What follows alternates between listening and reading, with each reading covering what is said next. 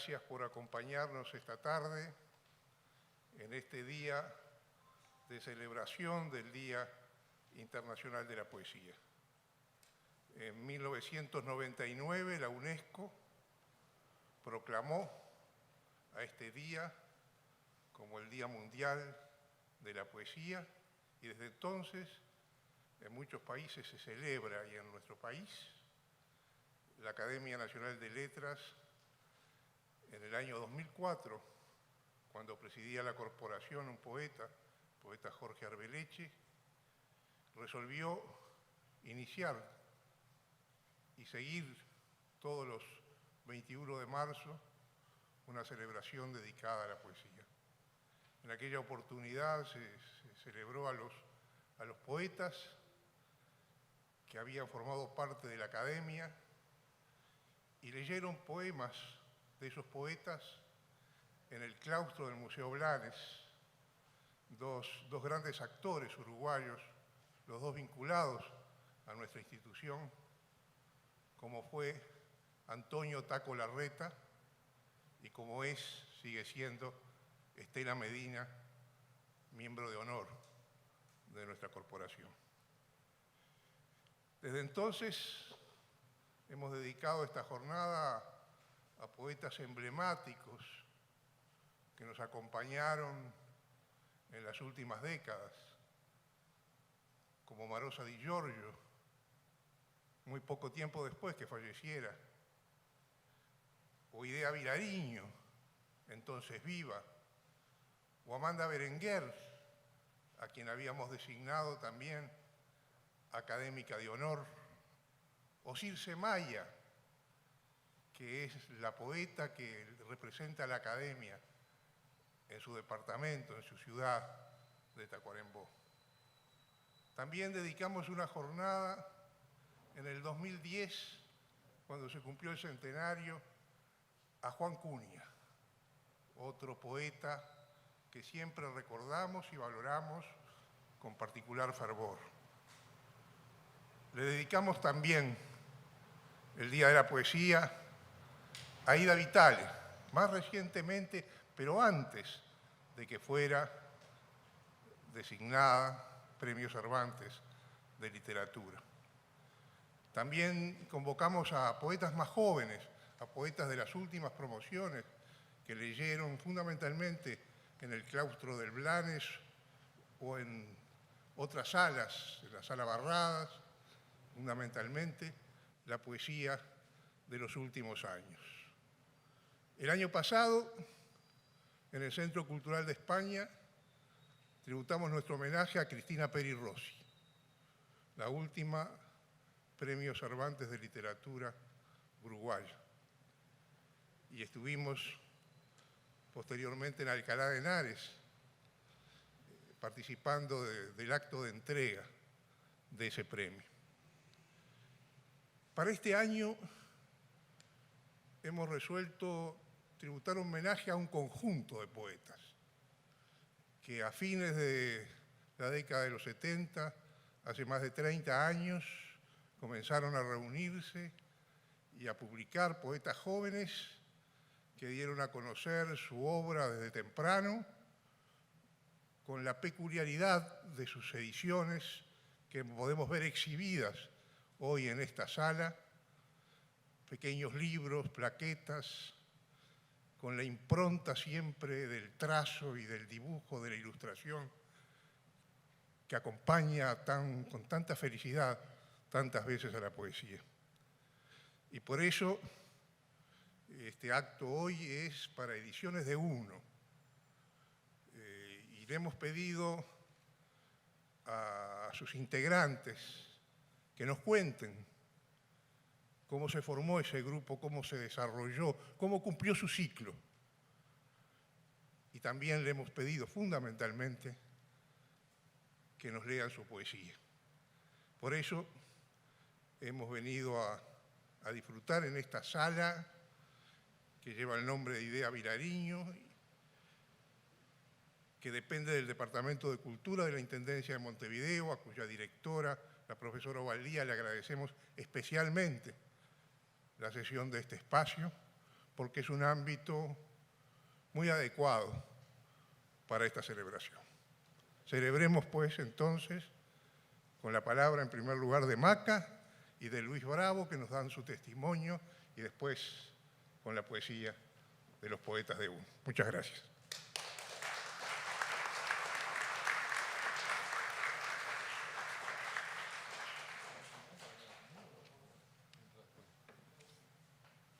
Bueno, buenas tardes. Antes que nada, agradecer a la Academia por este evento, por este homenaje. Realmente a mí me resulta un poco extraño porque Ediciones de Uno de alguna manera era bastante antiacadémico, entonces me genera un cierto escozor, pero es un mimo que agradecemos. Muchas gracias también a los presentes por estar acá y vamos a tratar de contar un poco de qué se trató. Un poco la prehistoria tiene que ver con un ciclo de canto popular que se llamó Canto para que estés en la Asociación Cristiana de Jóvenes. Era una plena dictadura, 78, 77, 78, 79. Se hacía esos recitales de canto popular en ese lugar porque no había que pedir permiso, porque era una actividad interna. Entonces, ahí nos conocimos Héctor Bardanca, que era un percusionista del grupo Cantalizo, Agamenón Castillón, que era poeta y que de alguna manera le hacía los textos a Abel García, un cantante popular, y yo que recitaba junto con Julio Julián. Ahí, de alguna manera, empezamos a trabajar en equipo y empezamos a organizar algunos encuentros de poesía, sobre todo en la zona periférica, ¿no? Cooperativas de vivienda, peñas estudiantiles, parroquias vecinales, donde bueno, había un fuerte componente social.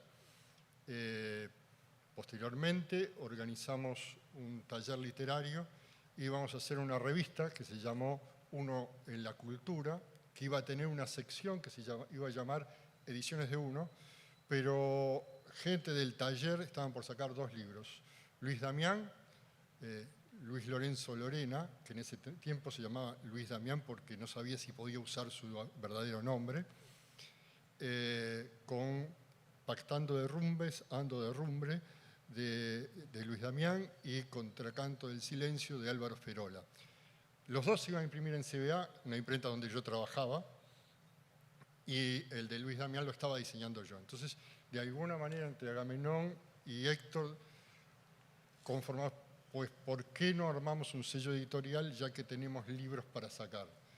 Y de alguna manera fue un parto prematuro, porque la revista que dio origen al sello salió después que los 2 primeros libros, y para colmo mellizos, porque salieron 2 a la vez. Ese fue como, digamos, el inicio. Después salieron enseguida 2 libros más, uno mío y otro de Agamenón, y 9 plaquetas, 9 por 1, que junta, digamos, el grupo original, que ahí estaban Héctor Bardanca, Daniel Bello, Francisco Lucich, Luis Damián, lo voy a leer porque siempre me olvido alguno. Héctor Bardanca, Agamenón Castillón, Daniel Bello, Luis Damián, Francisco Lucich, Magdalena Thompson, Richard Piñeiro, Álvaro Ferola y yo. Esas fueron las 9 plaquetas, 9 por 1.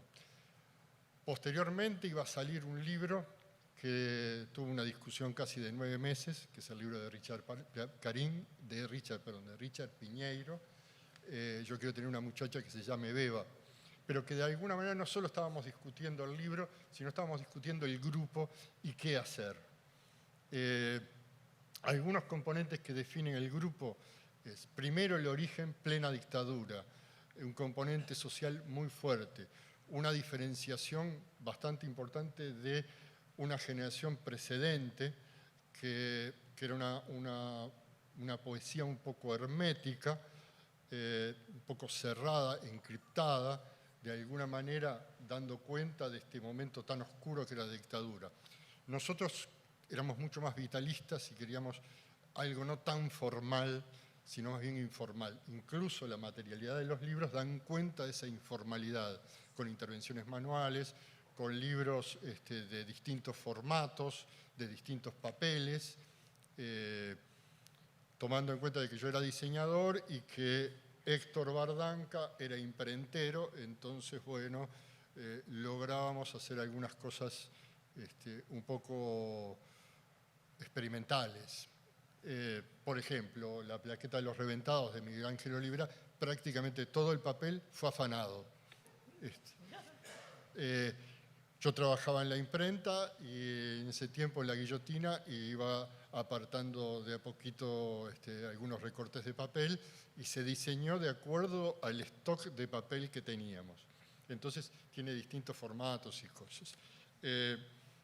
Lo que decía, el componente social era uno de los rasgos característicos y sobre todo el tema de derechos humanos. Esos eran elementos fundamentales en la conformación del grupo. Después, lo colectivo, que de alguna manera lo grupal era muy importante, y la interdisciplina. Trabajamos con muchísimos músicos, Abel García, Fernando Cabrera, Rubén Olivera, bueno, Carlos Molina, Mauricio Ubal, y infinidad de artistas plásticos y diseñadores, y con grupos de artes plásticas también, Los Otros, Axioma, Octaedro. Lo grupal era fundamental, ¿no? Y los primeros años, también cada lanzamiento de un libro era un espectáculo. No esa cosa formal de una mesita y 3 fulanos detrás hablando del libro, sino armar un espectáculo con música, o con títeres, o con actores, o con bailarinas. Eso era, digamos, fundamental. La otra cosa también era lo performático, que en ese momento no era una cosa que se usara mucho y que bueno, fue un momento como de cierta ruptura. Y creo que ya no voy a hablar más y le voy a dejar a Luis, que va a hablar de la segunda parte o del desarrollo. Lo mío era más que nada hablar del inicio. Muchas gracias.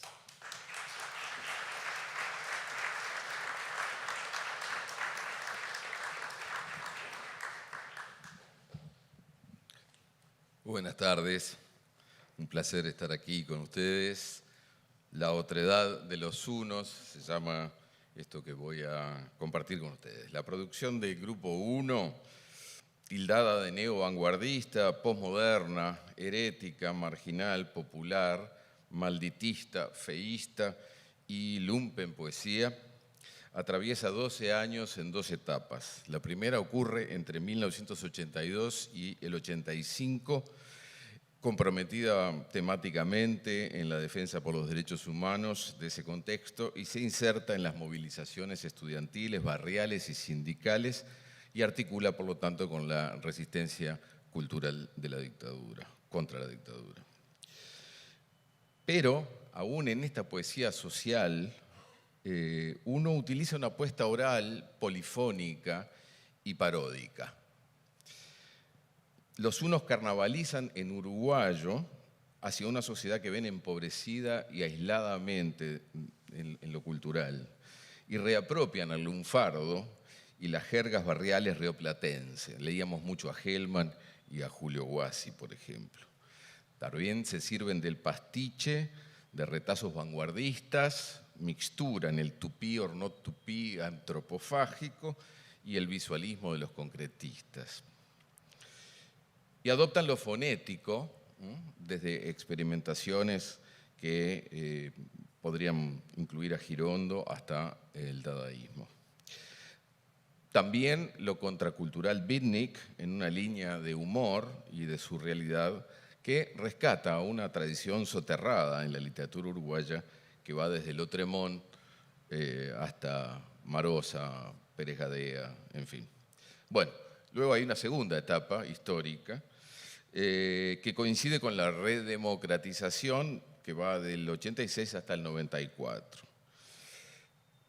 Ahí lo oral, lo performático, como decía Maca, se vuelve más multimedial y hay algo transgresivo en lo espectacular también. Al respecto dice Abril Trigo, que hoy tenemos el honor que nos acompañe, dice: la performance deviene en ritual, en encuentro con los sentidos, en comunión y comunicación, en narcisismo del cuerpo y artodianamente el poema se hace acto, no artefacto, evento y no monumento. Estas son palabras de Abril.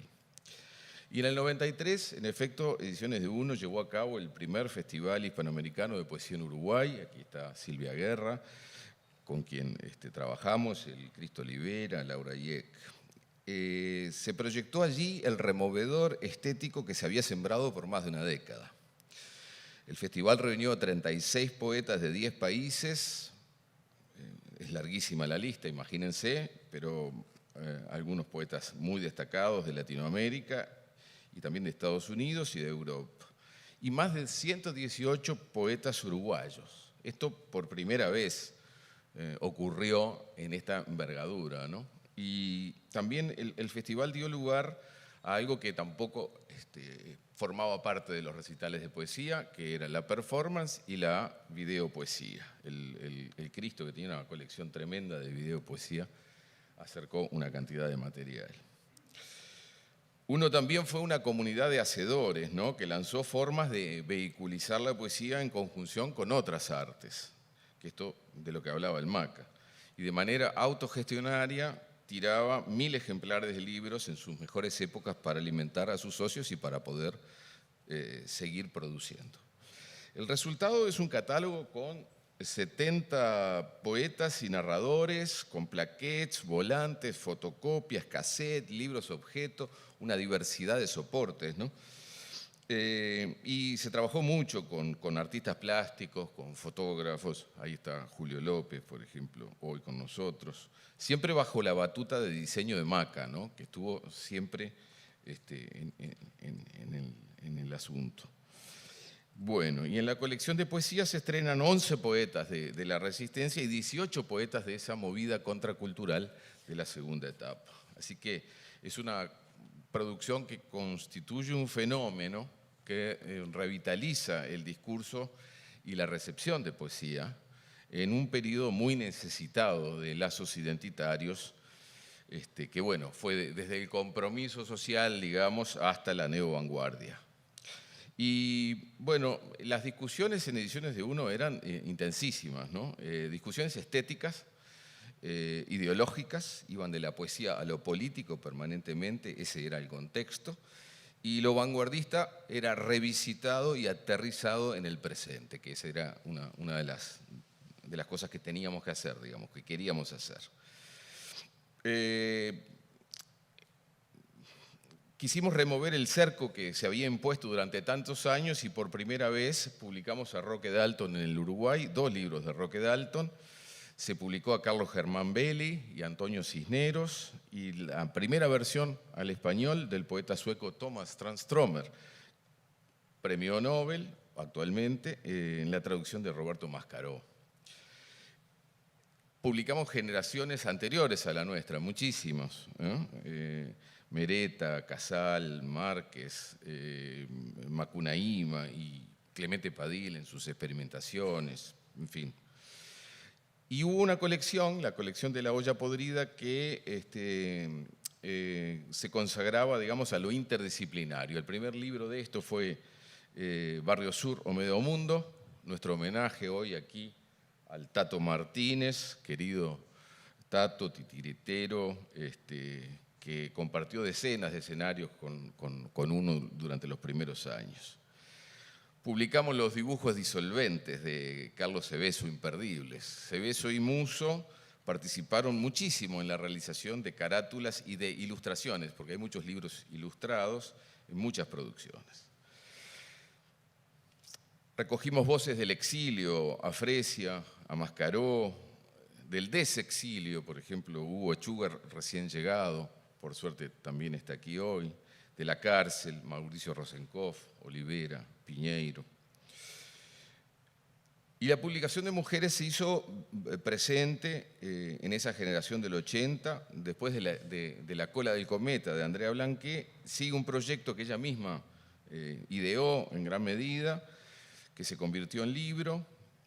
Fue la reunión de 10 poetas mujeres de diferentes generaciones, iban desde María Gravina hasta Isabel de la Fuente, que en ese momento tenía 15 años, que también hoy cruzó desde la otra orilla para estar acá. que implicó la realización de una exposición de libros de autor hecha por 10 artistas plásticas que se expuso en la Galería del Notariado, en aquel momento regida o regenteada por Nancy Bacelo. Esto fue el libro Viva la Pepa.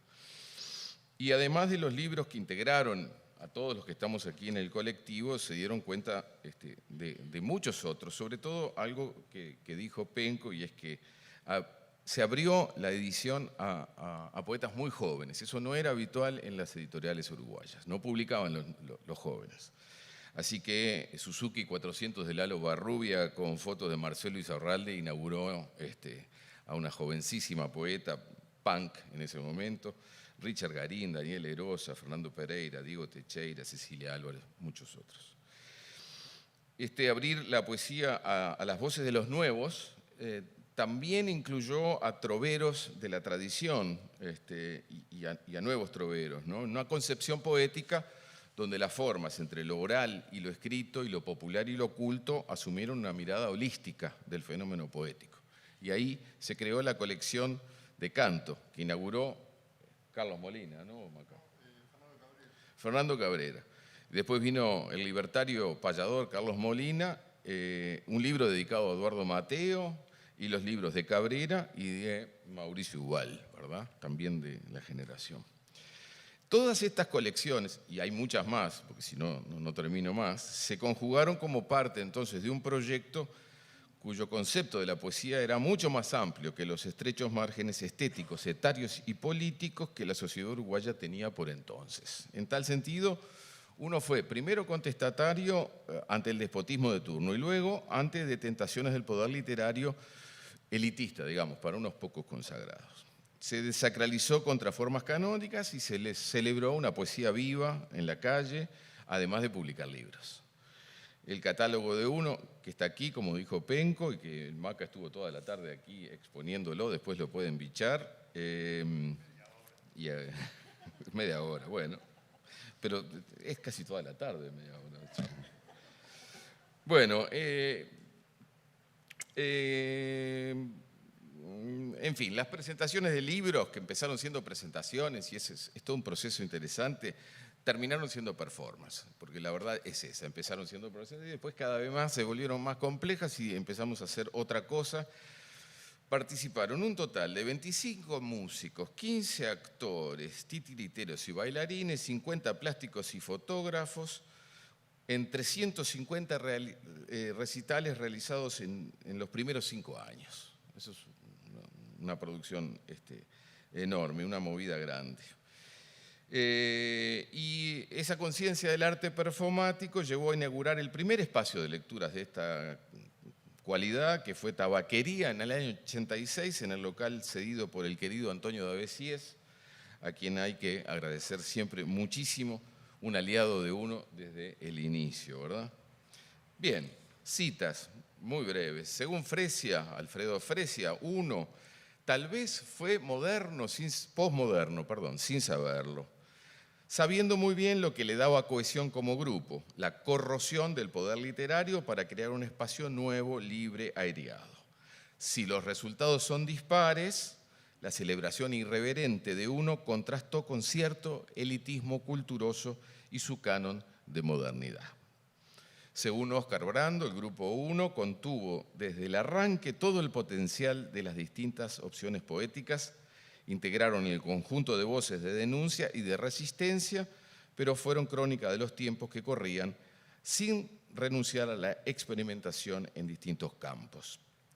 Según Altesor, la visión conservadora de la crítica cultural no había podido tragar la desacralización de la política, politización del jolgorio en el que uno militó con desparpajo poético. Un placer, gracias por esta invitación a la Academia Nacional de Letras.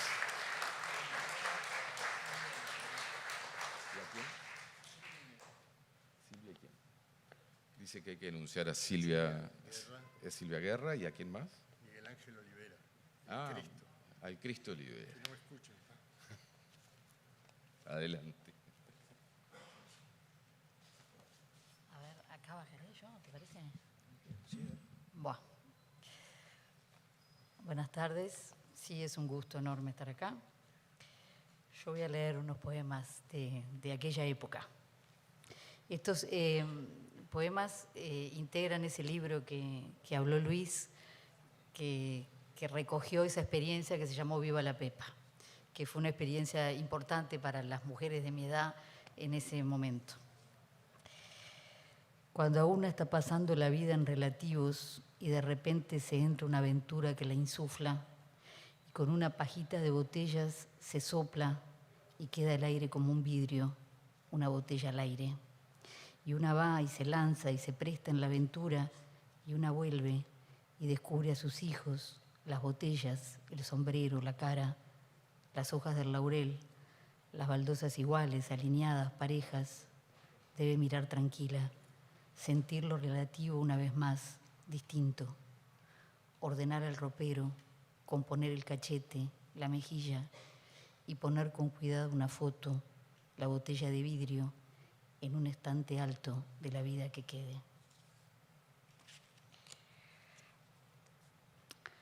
Cuando de golpe pierde el golpe bajo, el que sin saber cómo, hay que decir por suerte, abandonar la idea, el inventor, la cosa.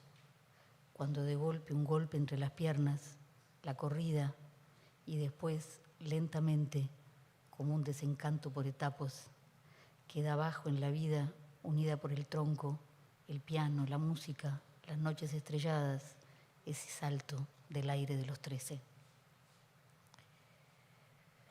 Aunque vuelvan y vayan, aunque quieran, aunque digan o inventen, aunque crean, es el trajín, el mismo siempre, es el mismo cansancio en las mujeres. Gracias.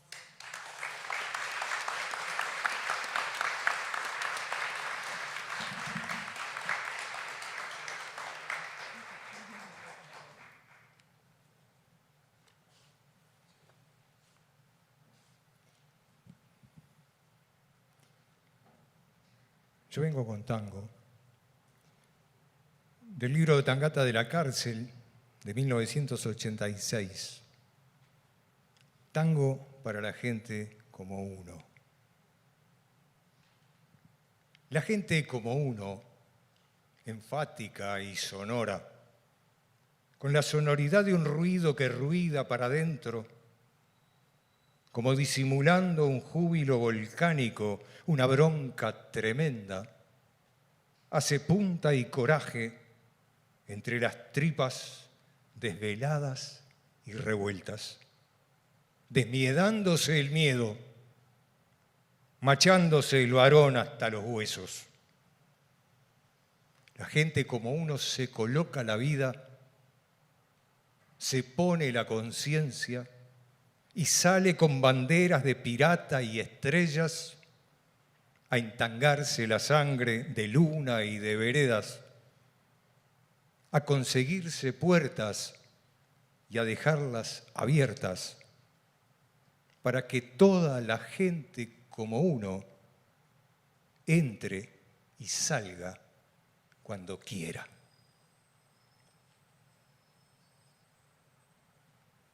Hoy venimos también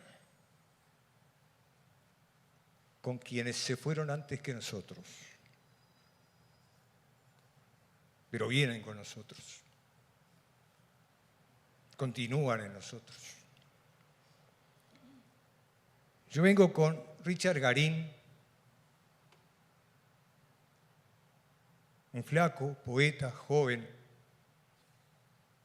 que nació joven en 1966 y murió joven en 1989. De su pública acción, Malas Pardas,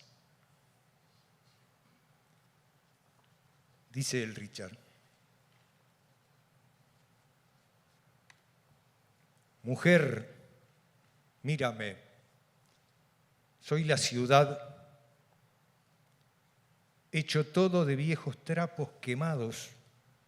Nací en esquinas con transparentes y madreselvas, perseguidor de redondas y de alguna que otra chiquilina de rodillas rotas y sucias. Como vos, creo, tenés lo distinto, en que traes un viento frío en los cachetes y hablas el sueco con acento latino.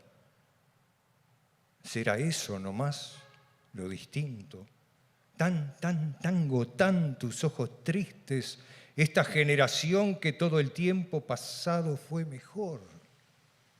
Teníamos una esquina donde hay un viento todo el año y hablábamos de la misma mujer, de perros viejos, de cómo hacer mejor los mandados y soñábamos con perfectos asesinatos en verde fosforescente y teníamos un lugar donde llevar los cuerpos. Pero nadie quiere trabajar en estos días y se tomó el buquebús, un viaje raro con la ventanilla sucia, a donde lo que dicen las cartas es un estímulo, algo en qué creer. Llegará el momento de hacer arcadas con las palabras, de vomitar los poemas, las canciones, y al sumergirme, soñador nocturno, sal de fruta mediante, me dormiré hasta un nuevo mano a mano. Muchas gracias.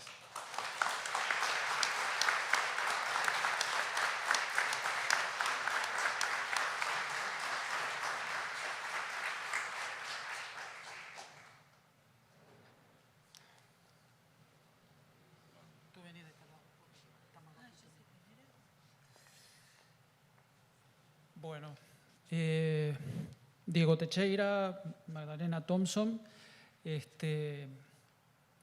Vamos a empezar por una lectura de un texto de Magdalena.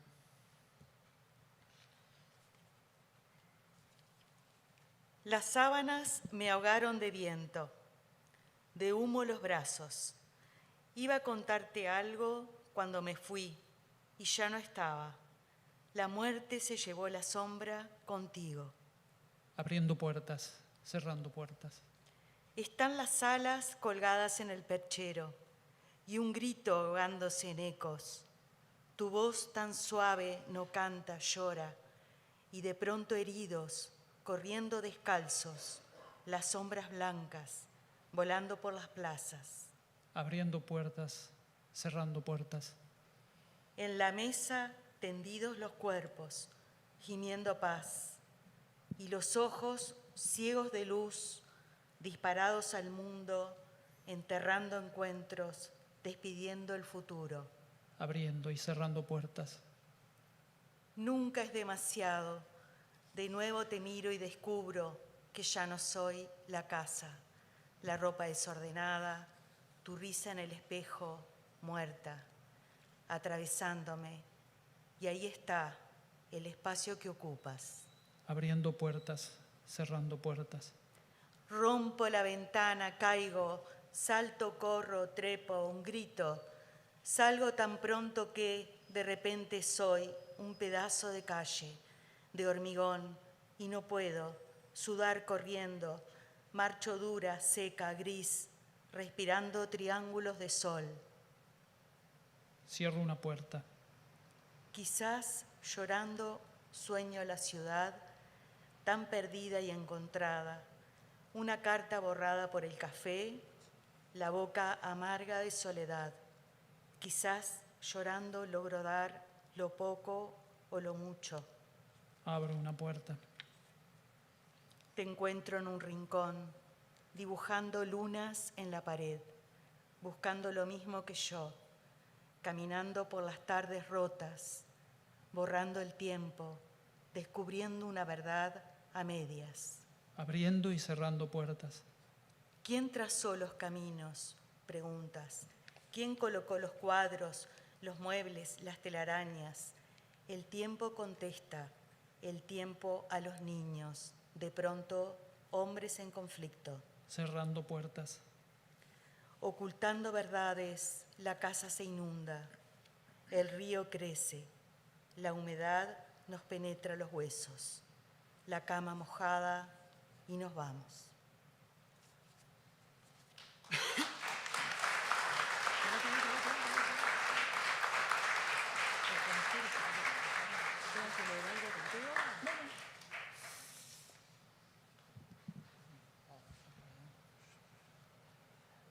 Bueno, yo voy a leer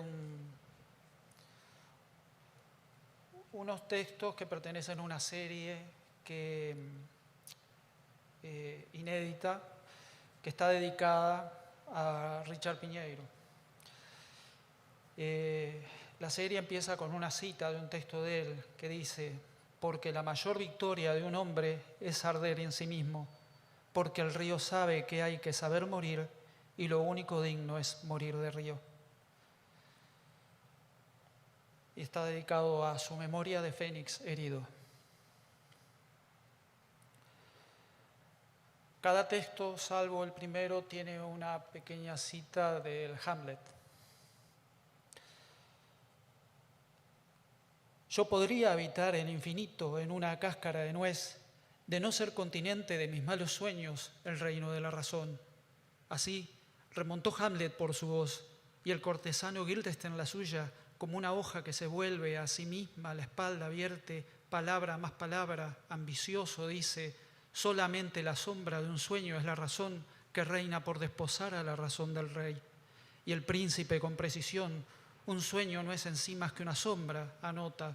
Rosencraft también, cortesano también, marchita reflexión de la caída, agrega: una sombra a la voz de Guildenstern y cortesano, cortés Hamlet, el príncipe de su propia cáscara y mendigo de sí mismo y su monarca apenas en los resquicios donde la razón se pierde, se sostiene entonces de un silencio que le crece por adentro como un árbol que le crece por adentro como un eco del viento.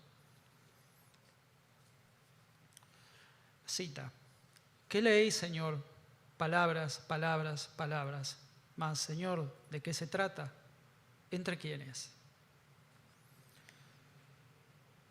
Palabras, palabras, palabras como lepra de un Dios que se degrada en mundo informe, artificio extravagante que nos abre la voz para vivir en el sueño de otros, palabras como rostros esculpidos en la arena, nada más. ¿Acaso el ser no represente sino la mentira que un Dios inventa para sí, el consuelo de un error, o la que construye caprichoso para instarnos a creer?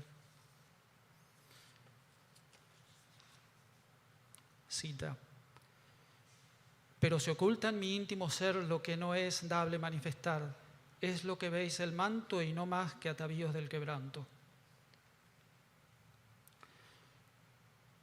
Piedra de locura ardiendo en mitad del pecho, ya carbón el corazón abatido, cuervo no, fénix herido, piedra de fuego lanzada contra el río, el corazón, hiriéndonos en mitad del pecho, ya carbón de ave flamígera, no cuervo, descansando piedra de locura, ardiendo de quebranto bajo el lecho del río atormentado por la piedra, ya carbón, atormentada por el río.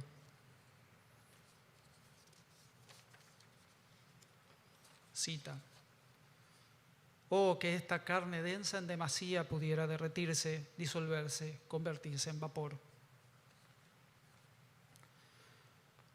Batirse en duelo contra el cielo, recortar contornos indescifrables, como nubes con forma de viento, volverse eclipse y abrazarse, Ícaro vencedor, sombra y luz en la misma carne, extinguir días y noches como única salvación, abrirse paso en el aire como sol o flecha y ser también lo atravesado, el cielo, pero la forma de la nube también y el viento. Bueno, para terminar quiero leer un poema que es un homenaje a la poesía, homenajeando a dos grandes poetas, a Borges y a Benavides. El poema se llama La entera realidad. Una de esas noches de desvelo atinó el viejo poeta con pulso de facón a dejar una cicatriz en la memoria del creador más joven. Estos versos deben su riqueza a su ambigüedad, escribió. Una luna sangrienta se dibujó como un tatuaje en la imaginación del muchacho. No acabó de entender si el facón o acaso el tatuaje aquel era la metáfora. Otro poeta, ancestral perseguidor de sus mutaciones, lumbre en mano, leyó en la tiniebla de sus sentidos. Estas palabras deberán su perduración a la ignorancia, su protección a la oscuridad. Fue cuando el joven advirtió que la verdad se revelaba en el relumbrón del facón a la luz de la luna, en el resplandor que había dibujado aquella escritura en lo oscuro, que la metáfora es una puerta que no le cierra el paso a la comprensión, sino que permanece abierta de par en par a la entera realidad. Muchas gracias.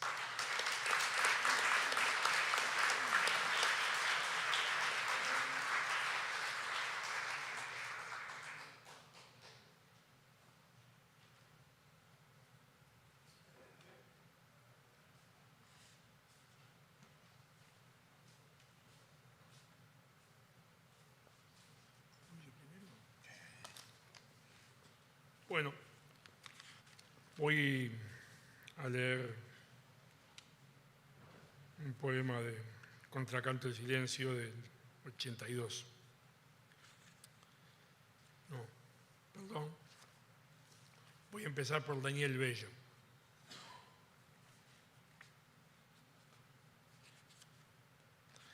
De su publicación La muerte en bicicleta.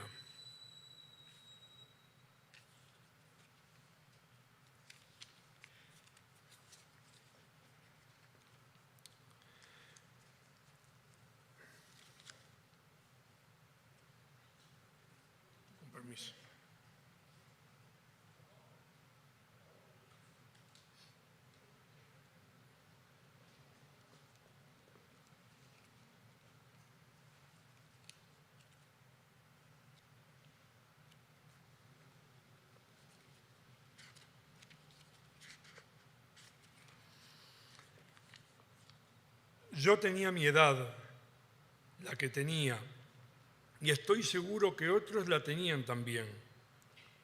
Cuando era eso, sé que había cometido buena parte de mis errores. Entre ellos amé a alguna mujer, descontando maestras y la sangre y los huevos de mi aguada. También llegué a Maroñas una tarde y me abrí ojos de niño, aunque no era, para comerme todos los colores, todos los gritos y todos los frankfurters. Comí también el insulto soberano del padrino de turno. Hay que tirar la plata a las patas de ese matungo. Yo no dije por vergüenza que te había apostado por error y me aparté unos pasos comiéndome la rabia, sabiendo que después tendría que comerme los boletos.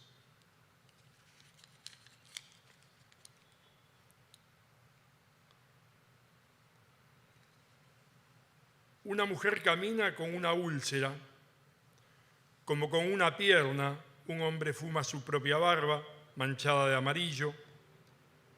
Un niño pide un pesito y tiene sus manos cosidas de hilo negro. Otro escucha a su madre decirle a la vecina que es la piel de Judas. Un muchacho se tiñe las ideas y busca, aunque no encuentra una niña, busca sus ojos en las fotos de los diarios.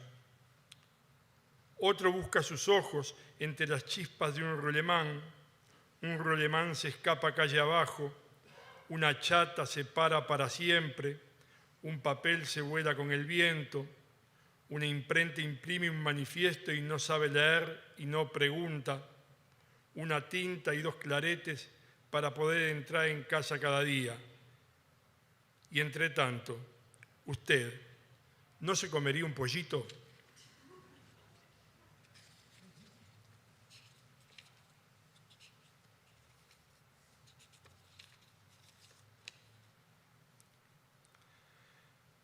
Había una luna roja a la vuelta del Castro.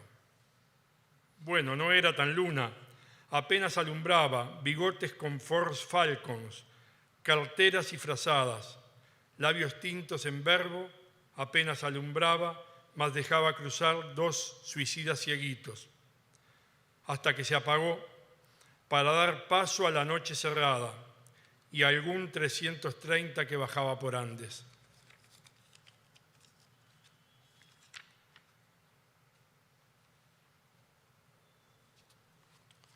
Bueno, ahora sí voy a leer uno del Contracanto del Silencio. Este es mío. Vos venías oculta por la siesta. Atravesabas el patio que por aquel entonces era un laberinto de jaulas y de malbones en donde el triste de los pájaros marcaba el silencio en las tardes de noviembre. Llegabas con el pelo suelto y un pedazo de cielo desbordándote la cara, invadiendo la casa hasta lo más profundo, pichón de mujer con todo, compañera del clavel y de la rosa, del futuro y del poema, latiendo entre mis manos y mi frente.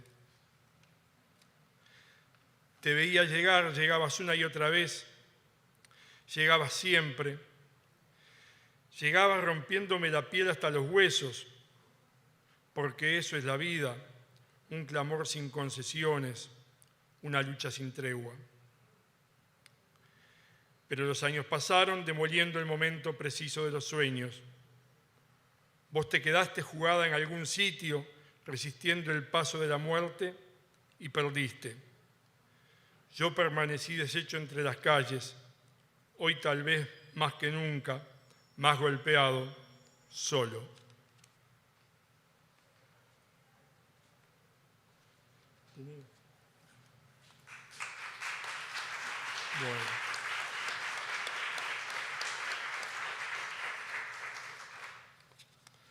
Ahora voy a leer uno con el objeto del agua,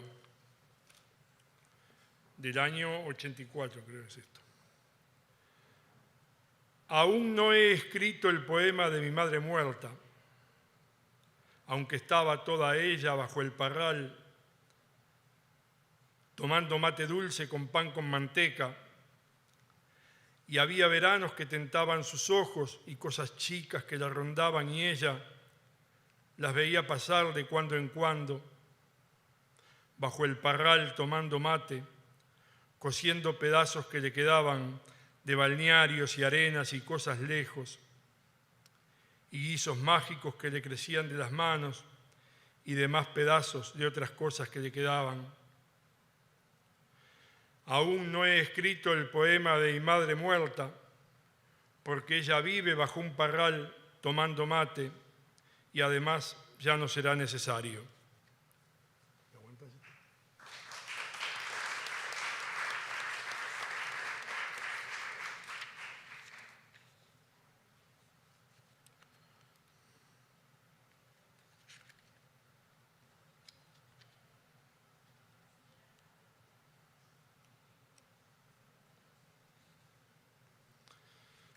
Bueno, de este voy a leer dos. Los caminos de la costa se extendieron, guiándonos a playas olvidadas, y llegaron noticias de Langston Hughes traídas por Portogalo. Perdona, pero tú no sabes. ¿Sabes tú lo que es estar solo? Y regresamos con la oscuridad del monte en la memoria y con sangre de soles amanecidos en la mirada.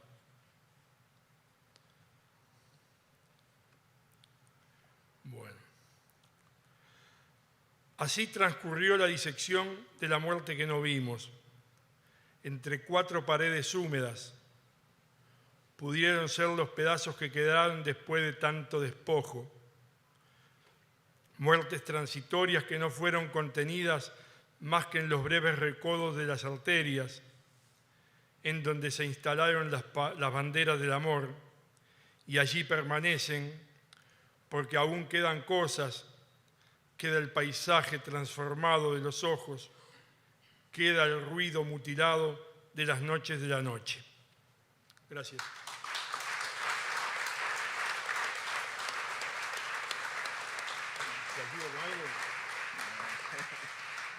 Buenas tardes, queridas hermanas y queridos hermanos en la poesía.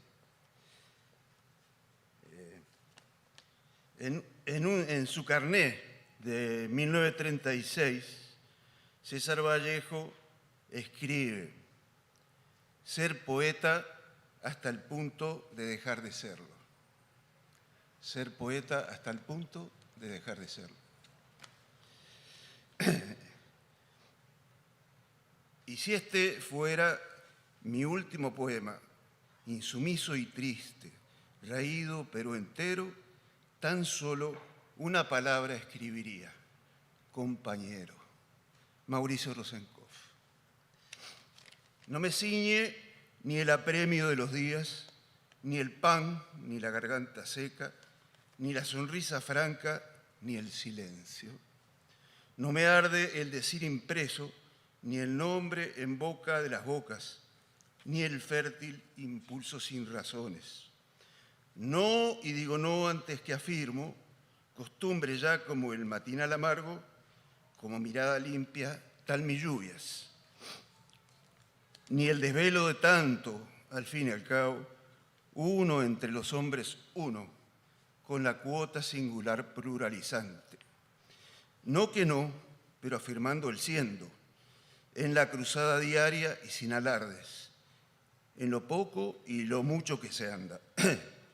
Palabra es hecha poesía cierta, rotunda como primer ladrillo, como hoja que se cuece en cada otoño, como andar a pie tanteando un todos, como luz incierta de neblina vaga, como abrazo de pareja tal entera.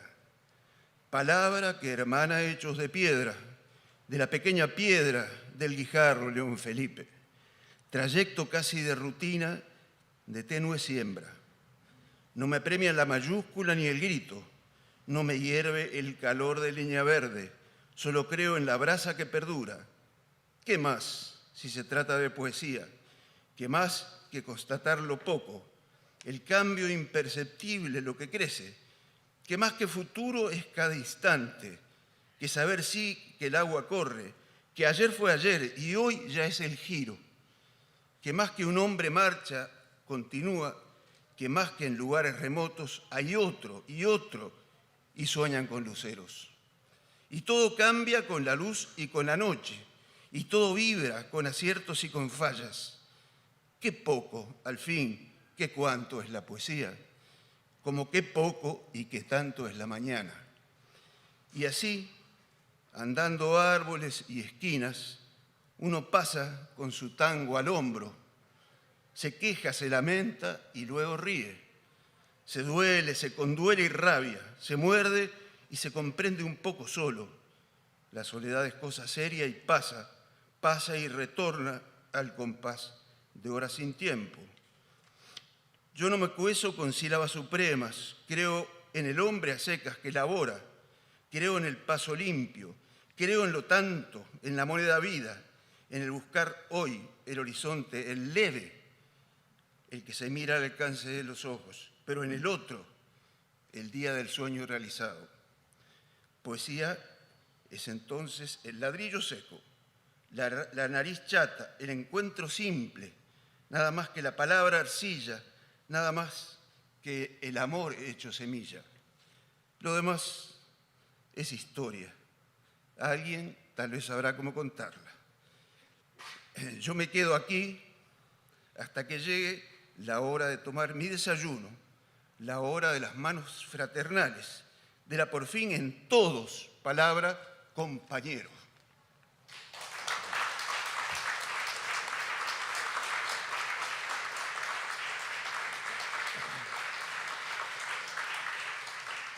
Esto está totalmente ensayado. El de barba que leyó a Daniel Bello es Álvaro Ferola y el canoso es Francisco Lucich. Y ahora viene Luis Damián. Bueno, buenas noches, muchas gracias. Este texto que ahora me alcanzaron porque yo no pensaba leer, corresponde a diciembre de 1979. Quiere decir que, ¿qué estamos hablando? De 40 años, ¿no? ¿Qué lo tiro? Bueno. Leo algunos textos de acá. El mar es un bandoleón que gime en la noche sobre un costado del silencio. Alguien extramuros de la agonía lanza su aullido, buque naufragado, una sirena abierta, interminable grito. Pero Manuel todavía sueña y piensa que no es tarde y que tal vez no lo sea. Y que todo se arregla, y ojalá que así sea. Nosotros que enumeramos desconsuelos en los almanaques del espinazo y lloramos maremotos y Padre Nuestros, y 3 velas al bicho que sea, y Santo Pilato que no te desato, y tan bien que lo hicimos, y nuestra imagen y defecto, nosotros, Manuel, marineros de la historia, todavía nos mareamos.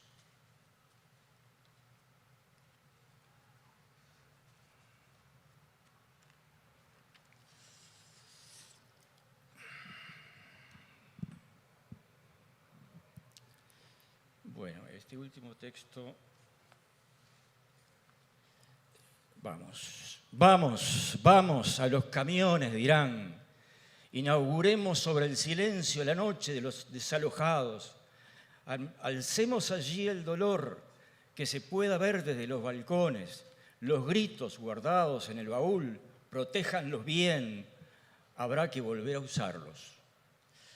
Toda la tristeza de no verte más, arrójenla por la boca tormenta, que se la lleve el olvido, que no tenemos lugar para las lágrimas. Es que hemos llorado tanto y así no llegamos a ningún lado. Los poemas a esta luna también, en algún día volverán por ellos y podremos amarla bajo un país de violines y comparsas. Que salgan todos los camiones, la noche nos está mirando, con negro cortejo marchamos, piojos negros, entre ruedas negras, con sueños de semáforos. Muchas gracias.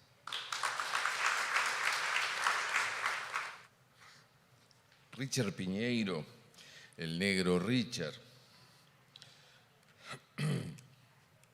salió con la amnistía, ¿no? En el 85. Y No, antes, antes. salió antes, en el 83. En el 83, me parece. No. Sí, sí. En el 83, sí. Y se integró a uno, igual que el Cristo, cuando salió en el 85. Esto se llama Confesión de R.P., o sea, Richard Piñeiro. Del libro El otoño y mis cosas, que publicamos en el año 92. Todo fue muy triste mi osito que tocaba la guitarra, que me regaló tía Lili.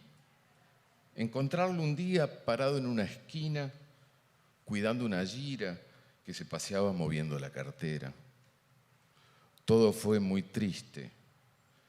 Triste aquellos trapos violetas que yo guardaba escondidos y descubrir un día que me habían hecho un traje para el registro civil. Y yo entiendo, la sociedad está mal, pero fue muy triste. Yo, pirata, salir a ver a mi muchacha y volver muchos años después, con los riñones destrozados por las patadas. Y el barquito con las velas rotas por haber atracado en silencios e inviernos.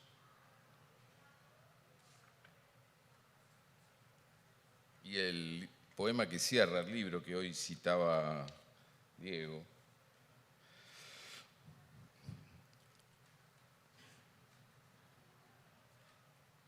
Richard Piñeiro se suicidó en el año 1989. Y este fue el último libro que publicó en vida, porque Palabra Antigua se lo publicó Vintén, luego de que él lo entregó, ¿no? Lo más bello de la vida es que uno no puede entender por qué el pájaro rompe el huevo con su pico y se quema el aire y quema la mañana. ¿Por qué la hoja recibe el sol de otoño, tiembla, pelea la muerte y cantando entra en la vida? Entra en la vida para darle la sombra al hombre sediento que busca arrancarle a la tierra trigo, un poco de sí mismo. Lo más bello de la vida es que uno no puede entender, al fin y al cabo, por qué la mayor victoria de un hombre es arder en sí mismo. ¿Por qué el río sabe que hay que saber morir y lo único digno es morir de río? ¿Por qué? Porque el potro ama y destruye la pradera y se vuelve pradera en el polvo del tiempo. Hacia adelante. Richard Piñeiro.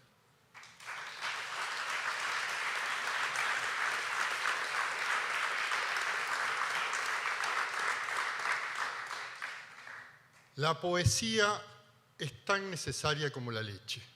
Bébala usted y désela a sus hijos. No consuma ciertos productos empolvados, encajados, sintéticos de lo peor.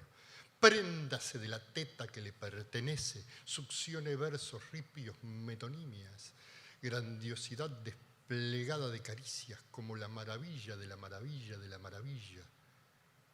Engorde, engorde, engorde. Buen provecho.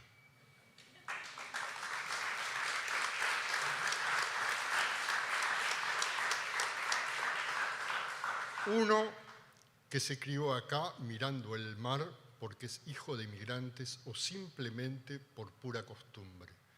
Uno que fabricó escaleras al cielo y se cayó porque tenía poca madera o porque alguien le sacó los clavos. Uno que es un renegado payaso, compra libros y va al cine los sábados de noche. Uno a veces se cansa de despedidas de soltero, de canciones que un tal García cantara, tarara, tara, tarara. Uno así nomás se da cuenta que es tiempo ya de empezar por los plurales los versos. Muchas gracias.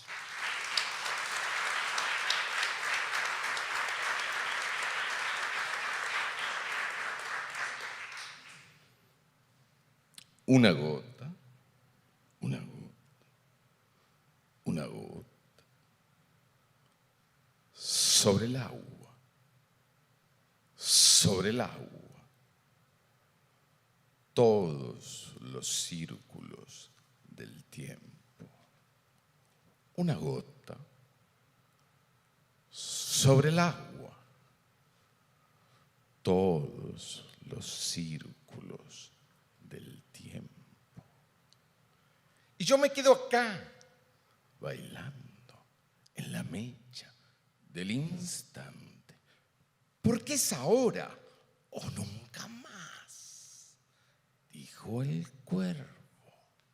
Nevermore, nevermore, nevermore, nevermore. Una gota sobre el tiempo. Todos los círculos del agua.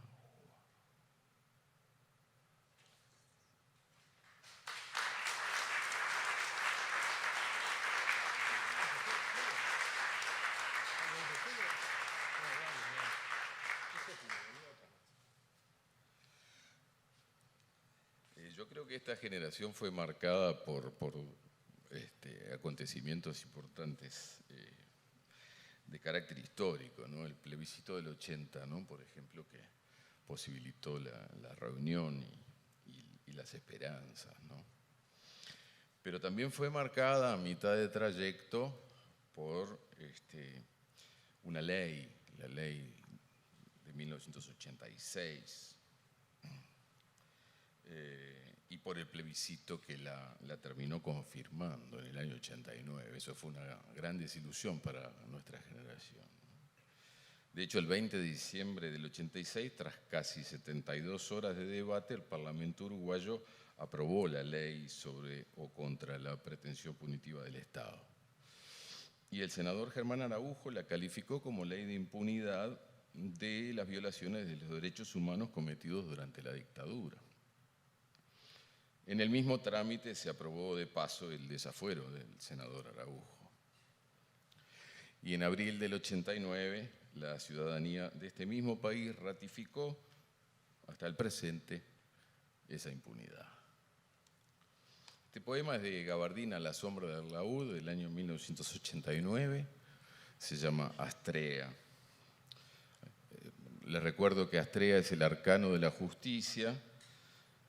Astrea reinó en la tierra en la Edad de Oro hasta que los crímenes de los mortales inundaron el mundo. Ha 3 días y 3 noches que veo, soñando, los ojos vendados de una mujer. Va, viene por los corredores de un palacio de pasos perdidos. Sus pies se hinchan, se amoratan, asómbranse. Sus pies atados por la trenza de bastiones repartidos. Sus pies inmersos en invisibles pláticas tácticas. Sus pies de oro derritiéndose en hierro candente. Los micrófonos domestican, mientras tanto, el latido de la pena. Ella, pleno en plena angustia vertical, come banderas hechas polvo. Yace vientre abierto como un pequeño mapa violeta que tiempo ha supo ser un corazón. Giran en silencio los sillones, los señores estiran carcajadas de cuero estaqueado y se la pasan de mano en mano, babosos, les sale un líquido negro de las comisuras. Sé la serpiente detrás de la flor, dice la máscara, impúdica ante el núcleo familiar y el público histórico. 3 días de noche, que clavan en su rostro alfileres, un esgrima cínico y fetiches, arena y miedo de los dioses del desierto. Música de fondo, la propaganda de las compañías que auspician el jorosco. Ella es mujer, simplemente mujer, en la oscura señal de su venda, imaginando otro espejo que la imagina de ojos abiertos. Mujer que siente la sangre de vidrio del cántaro de los amores caer. Oh, líquido viscoso del alto juego de las aves cuyo pico es del metal que hiende. 3 noches y su apagado día, esa mujer se quema como un pez, antorcha que quema el aceite de la piel y humea en silencio incandescente. Que nadie quiera inventar remansos en la violencia de la pesadilla. Esta mujer golpea, con sus pies y la tiembla tierra simbrará, hasta la madera de los árboles del país. Es su calma corrosión la que siembra a futuro la arena de la máscara y la máscara del cómplice y del asesino. Tras la venda constelada, 2 piedras de sol que ningún pacto de silencio apaga. Carbón encendido, lumbre de los ojos. Muchas gracias.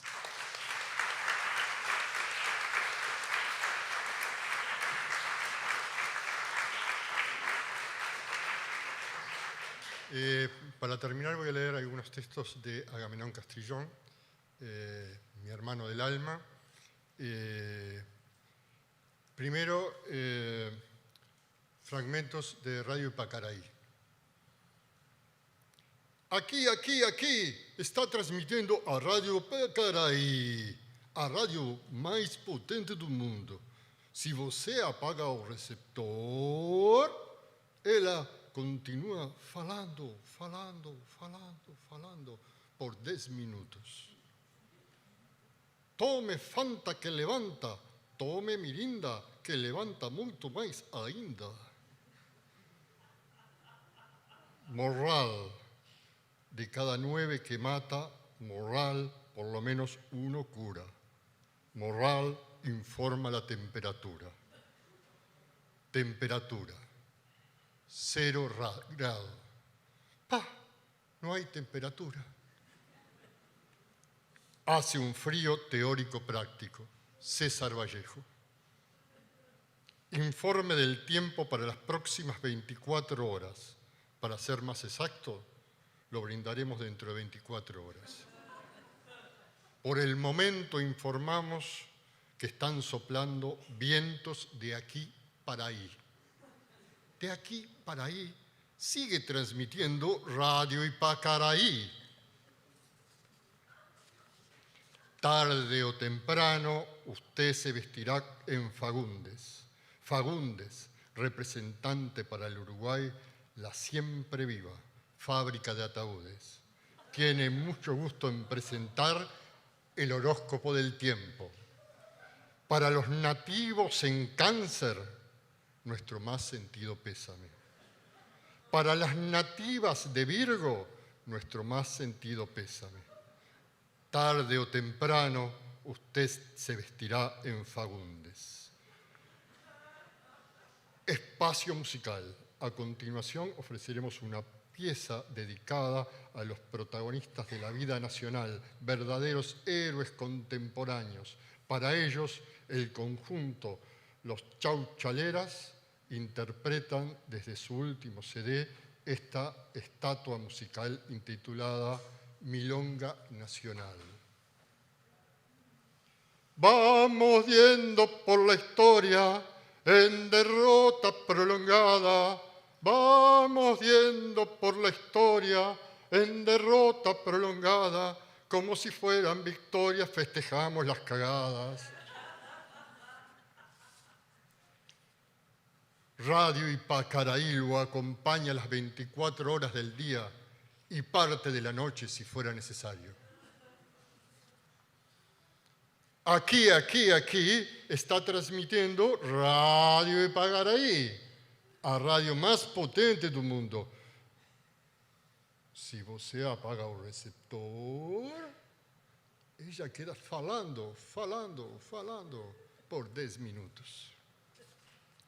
Y por último les voy a leer un poema que se llama Boleto. La buscaría en la lágrima o la risa, de no encontrarla me pondría como loco. Descendería por las cuerdas de los ascensores hasta el subsuelo de las cosas, en los rincones del aire, en el aire de un rincón. Allí, donde se dan la mano, la gravedad y el infinito, preguntaría por ella, la buscaría en todo, en la nada, me pondría como loco. La buscaría en los archivos, en los registros, de no encontrarla empezaría de nuevo. La buscaría en la lágrima o la risa, de no encontrarla me pondría como loco. Descendería por las cuerdas de los ascensores hasta el subsuelo de las cosas, en los rincones del aire, en el aire de un rincón. Allí donde se dan la mano la gravedad del infinito, preguntaría por ella. La buscaría en todo, en la nada, me pondría como loco. La buscaría en los archivos, los registros, de no encontrarla empezaría de nuevo, desarrugando mi corazón de las arrugas de un boleto. Muchas gracias.